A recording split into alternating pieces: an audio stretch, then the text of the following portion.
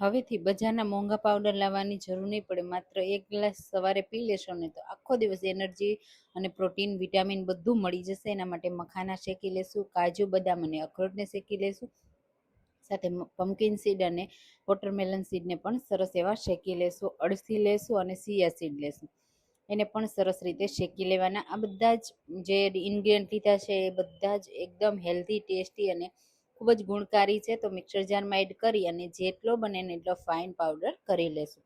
સાથે અહીંયા મેં સાકર લીધી છે જે ખૂબ જ હેલ્થ માટે સારી હોય છે, એનો પણ પાવડર કરી આ પાવડર સાથે મિક્સ કરીશું. તો તમને જો ચોકલેટ ફ્લેવરનો પાવડર પસંદ ન હોય તો આ પાવડરનો તમે યુઝ કરી શકો છો, અને બાળકોને ચોકલેટ ફ્લેવર પસંદ હોય તો કોકો પાવડર એડ કરી મિક્સ કરી દેવાનો. 1 વર્ષ સુધી ખરાબ નથી થતો.